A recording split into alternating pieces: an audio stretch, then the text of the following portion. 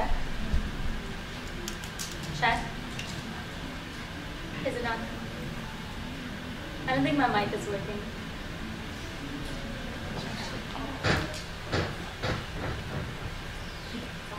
Is it on? Hello. There Okay, it is. there we go. There it is. Sweet. Well, good evening. I'm Henna B, and my speech today is about defining the indefinable. Poetry. Let's absorb that word and let it marinate your senses and spit it right out.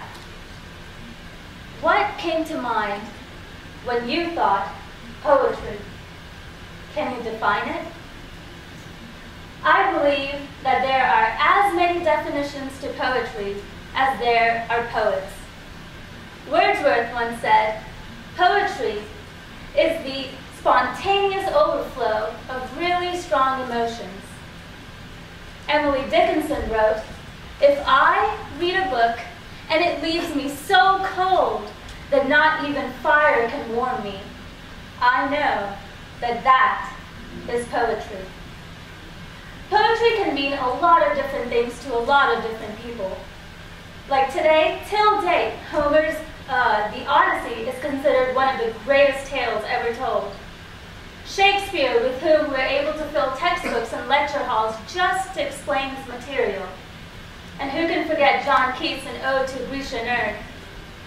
Shall I go on? Because in order to do so, I would have to step into 19th century Japanese poetry, modern day American literature that includes T.S. Eliot and Emily Dickinson, postmodernism, experimentalism, slam. So what exactly is poetry? One of the most important characteristics of poetry is its unwillingness to be defined, nailed down, or tagged. But that won't stop us. Isn't it about time someone wrestled poetry to the ground and nailed to its back, "I am poetry, kick me here"?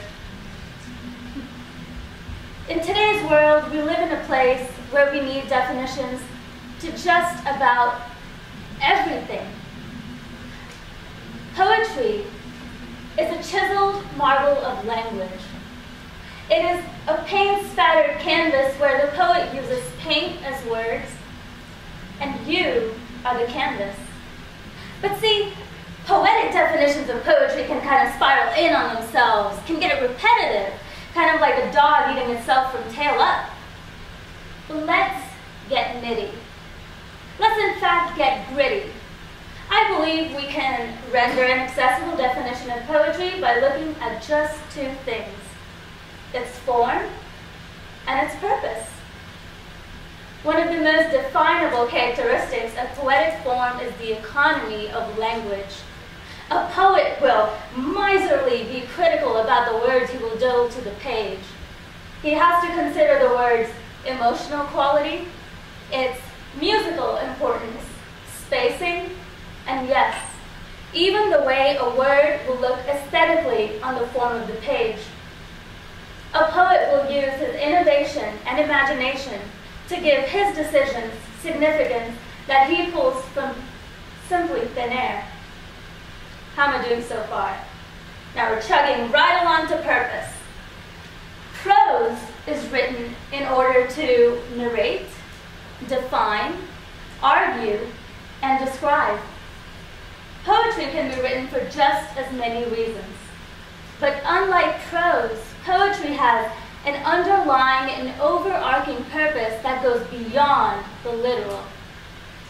Poetry, my friends, is evocative. It evokes emotions in the reader: happiness, joy, sadness, catharsis. Alternatively, poetry offers its readers an aha moment, the revelation, the understanding of elemental truth and beauty. It's like what John Keats said: truth is beauty, beauty is truth. That is all ye know on earth, and that is all you need to know. So how's that? Do we think we have a definition yet? Not so much. Leaves you pretty unsatisfied, huh? You feel kind of cheap and dirty, hollow inside, kind of like American Chinese food. But you know, let's not do this. Let's not shackle down poetry with our heavy definitions. Poetry isn't your frail old woman. It is a lot stronger than you may think. Poetry is imagination.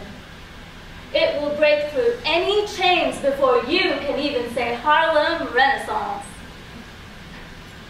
So there you have it, your definition. If you truly wish to know what poetry is, read it.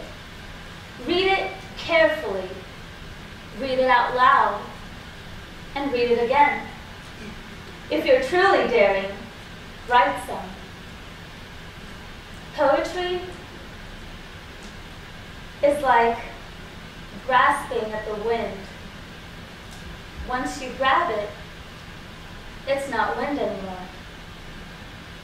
To conclude, I would like to share an excerpt from a poem that I wrote, dedicated to the commute I make from home to campus every single day, and it is titled An Ode to Kernan Boulevard.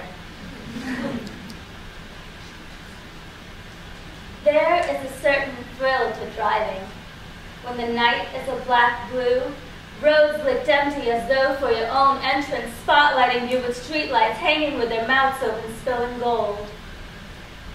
The rhythm of a night road is sedating. Your car purrs like the delicate sound of thunder, tracing lanes marked by white stitches and dotted with buttons of light, and you follow. Oh, you follow like a drunk duckling, bobbing your head to the rhythm of night and road, road and night and you, and the unsettling smoke of daydreams, lingering on your windshield like dew. Thank you.